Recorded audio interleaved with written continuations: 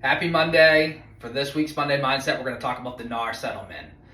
So there are two changes with the NAR settlement. The first is, effective in July, buyer agent fees are no longer allowed to be advertised on the MLS. The second thing is, the National Association of Realtors is now requiring any buyer agent working with a buyer to have a signed buyer agreement in place prior to showing houses. Those are the two big changes. Nothing else. Those two.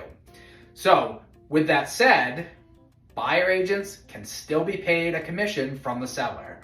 Buyer agents can still be paid a commission from their buyer.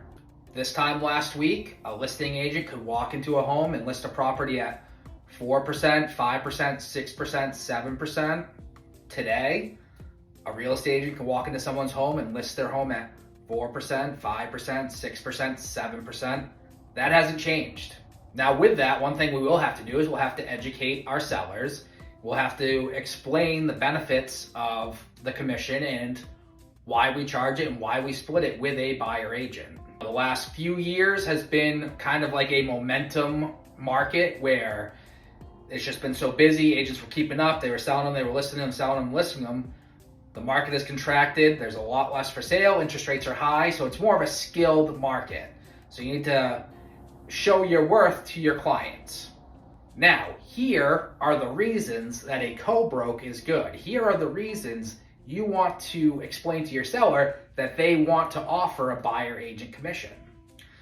With the new NAR rule where a real estate agent cannot work with a buyer without a signed buyer agreement, a lot of buyers are still going to reach out to their buyer agent. They're going to sign up as buyers. They're going to agree to a commission of 2, 2.5%, 3% to be paid upon a successful closing. If your seller does not want to pay a buyer agent fee and said buyer cannot afford to pay their closing costs, their down payment, and a buyer agent fee, even if that buyer loves that house, they can't afford it, they're probably not going to look at it, they're probably not going to offer on it.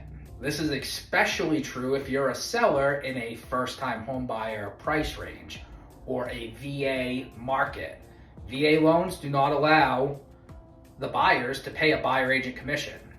So if you're a seller and you're not willing to pay a buyer agent fee to these buyers, you're wiping out a large portion of potential buyers for your home, which will lead to reduced showings, reduced potential offers, and lead to potentially selling for less. Now, buyer agency is a good thing too. Buyers that go in unrepresented, they purchase a property without their own agent, they're not getting advice throughout the process, they're not educated on the process, they don't know what to look for, can lead to issues down the road. So you get a buyer who put your house under contract, they're not giving the advice to check and see if the house is in a flood zone, they're not giving the advice to do an inspection, they're not giving the advice to, a number of different things. After they close on the property or just before closing, they find out they're in a flood zone, or they close on it and they find out there's mold in the attic, but they didn't inspect it, and now they think that you hid that from them. You open yourself up to a lawsuit down the road. Buyer agency is not going anywhere.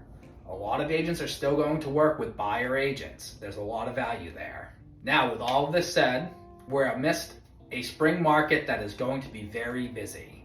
So there's a lot of noise surrounding this. A lot of people still don't really understand it.